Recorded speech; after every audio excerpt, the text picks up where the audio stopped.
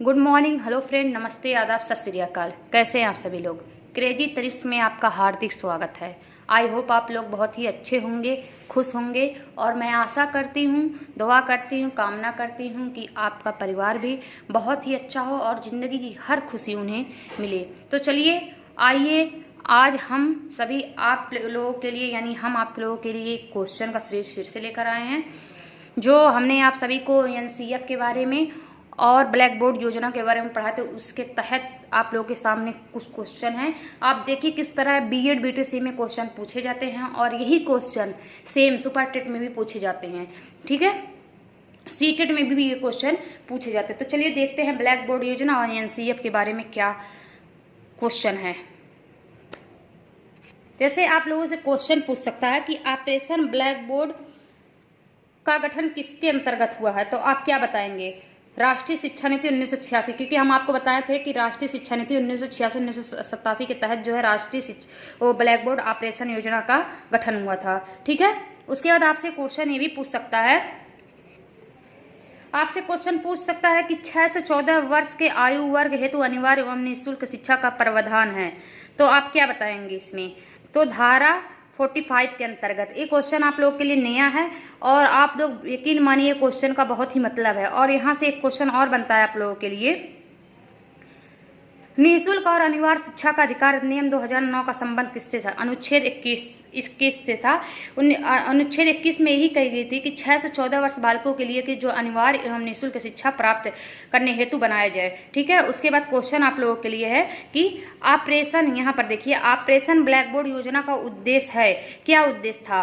तो कक्षा की सभी बोर्ड काले रंग का करना, ये भी सही था। ब्लैक बोर्ड उपलब्ध कराना, ये भी सही है। ब्लैक बोर्ड साफ करना, ये भी सही है। प्राथमिक विद्यालय को न्यूनतम आवश्यक की सुविधाएं उपलब्ध कराना, ये भी सही है।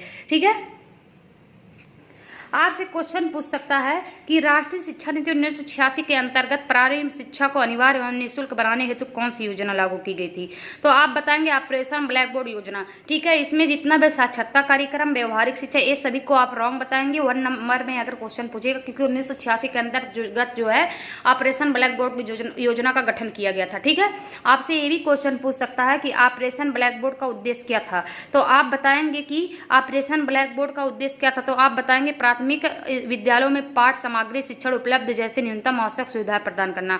ठीक है, ये सब ऑपरेशन ब्लैक बोर्ड योजना के तहत था। ठीक है, भवन बनवाना, खेल कूद करना, परीक्षा करना, इन सभी था। लेकिन उसका सिर्फ उद्देश्य जो था, जो उसका मुख्य उद्देश्य था, प्राथमिक शिक्षा में पाठ सामग्री शिक्षण उपलब्ध जैसे न्यूनतम आवश्यक सुविधाएं प्रदान करना। ठीक है, आपसे ये भी क्वेश्चन पूछ सकता है,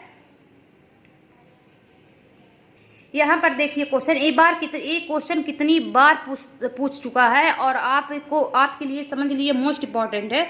आप इस क्वेश्चन को हमेशा याद रखिएगा। आप लोग पढ़ेंगे तो आप लोग जैसे ही इसके बारे में पढ़ेंगे, शिक्षा का मौलिक अधिकार के बारे में, तो एक क्वेश्चन आप लोगों को हर क्षेत्र में पूछता है कि शिक्षा को मौलिक अधिकार के रूप में कब स्वीकार किया गया है, तो आप बताएंगे 1 अप्रैल 2010 को जो है शिक्षा को मौलिक अधिकार के रूप में स्वीकारा गया था। ठीक है, यहाँ पर देखिए राष्ट्रीय पाठचर्या के रूपरेखा एनसीएफ 2005 के अनुसार मार्गदर्शक सिद्धांत में निहित है।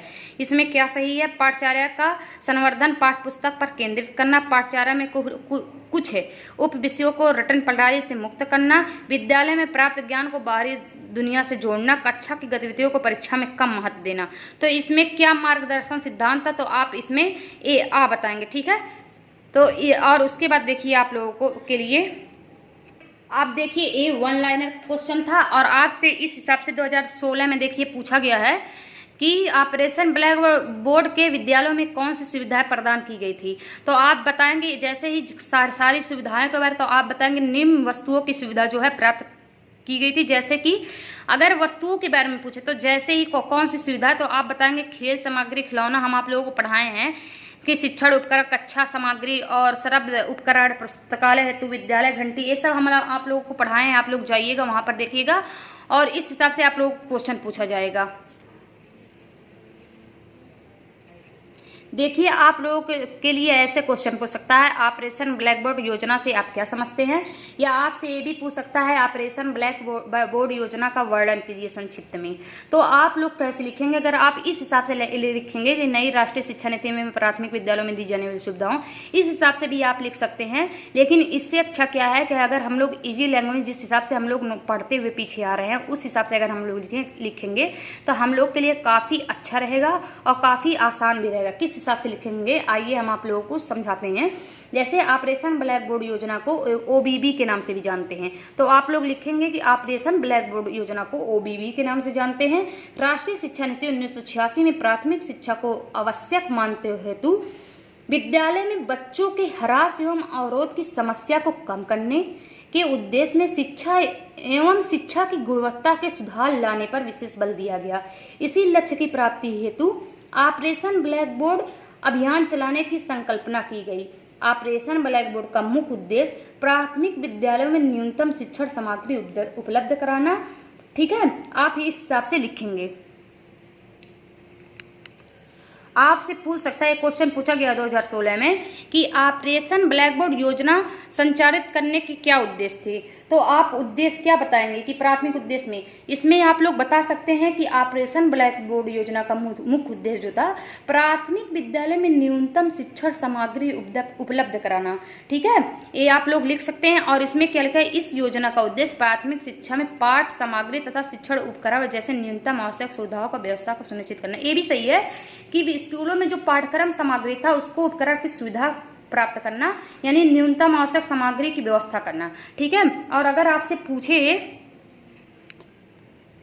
यहीं पर हम आप लोगों को पूरा का पूरा क्लियर कराते हुए चल रहे हैं कि जैसे ही पूछे ऑपरेशन ब्लैक बोर्ड योजना का अगर विशेषता बताइए तो आप क्या लिखेंगे। तो आप बताएंगे कि विद्यालय एवं कक्ष की आकर्षण बनाया गया है, यानी आप लिखेंगे कि ऑपरेशन ब्लैक बोर्ड योजना के निम्नलिखित विशेषता हैं, जैसे कि विद्यालय एवं कक्ष को आकर्षण बनाना। दूसरा आप लिखेंगे बाल केंद्र एवं कार्यकलाप आधारित शिक्षण अधिगम के माध्यम से शिक्षण की गुणवत्ता के प्रोत्साहन पर बल देना।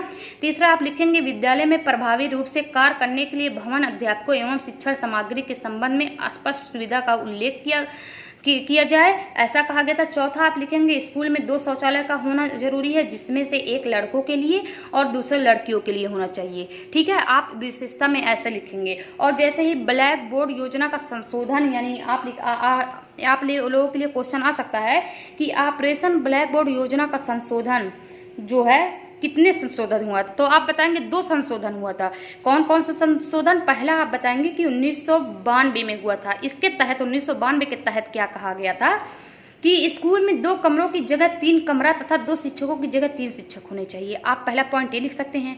दूसरा पॉइंट आप लिख सकते हैं कि ऑपरेशन ब्लैक बोर्ड को प्राथमिक स्तर पर विस्तार किया जाए, यानी उसमें कहा गया था कि आप प्राथमिक स्तर को विस्तार कीजिए, बढ़ाइए। ठीक है, और अगर दूसरा क्या था, पहला 1992 में संशोधन किया गया, दूसरा क्या था 1993 1994 में था। इसके तहत क्या कहा गया था कि वर्ष 1993 1994 में इस योग्यता को उच्च प्राथमिक कक्षाओं को बढ़ाया गया, जिसमें कम से कम 3 कक्षाएं तथा शिक्षकों की व्यवस्था की जाए, यानी 3 कक्षा कक्ष 3 शिक्षकों की व्यवस्था की जाए। ठीक है, ये योजना जो है, अगर पूछेगी आप लोगों से ये योजना मतलब ये जो योजना आई थी ऑपरेशन ब्लैक बोर्ड योजना किसके माध्यम से लागू की गई थी, तो आप बताएंगे राज्य सरकार के माध्यम से लागू की गई थी। ठीक है, और जैसे ही आपको जैसे अगर पूछ ले कि राष्ट्रीय पाठ्यचर्या की रूपरेखा 2005 की संक्षिप्त वर्णन कीजिए या विवेचना कीजिए, तो आप लोग क्या लिखेंगे। जैसे 2004 में केंद्र में एनडीए की सरकार के स्थान पर यूपीए की सरकार सत्तारूढ़ हुई, यानी एनडीए के स्थान पर जो सरकार थी, यूपी की सरकार जो है सत्ता में आ गई। उसने कहा था कि पूर्व यानी 2000वें पाठ्यचर्या का भगवाकरण किया जाए, यानी 2004 का भगवाकरण जो एक धर्मनिरपेक्ष राष्ट्र के लिए घातक है। ठीक है, अगर आप इस हिसाब से लिखेंगे तो आप ऐसे, और अगर मान लीजिए विवेचना करने के लिए तो आप बताएंगे कि राष्ट्रीय पाठ्यचर्या रूपरेखा की जो विवेचना है निम्नलिखित रूप से में किया गया है। जैसे प्राथमिक स्तर की शिक्षा जो है मुख्यतः भाषा शिक्षण है। आप लोग पॉइंट वाइज के रूप में लिखिए, काफ़ी अच्छा रहेगा। जैसे दूसरा पॉइंट आप लोग लिखेंगे आरंभिक स्तर के गणित, समाज एवं परिवेश की ज्ञान की मातृभाषा के माध्यम सबसे अच्छे ढंग से व आसानी से प्राप्त किया जा सकता है। तीसरा आप पॉइंट के प्राथमिक स्कूल में शिक्षण का माध्यम सीखने वाले की मातृभाषा ही होनी चाहिए, जिसका आधार निश्चय व अनुभविक भाषा व संज्ञानात्मक स्रोत होनी चाहिए, जिससे बच्चे अपने साथ लेकर स्कूल में प्रवेश करते हैं। आप सोचेंगे ये सब कहाँ से बता रही हैं, तो आप हमारे वीडियो को देखिएगा, आप लोगों का सारा पॉइंट क्लियर होता हुआ चला जाएगा।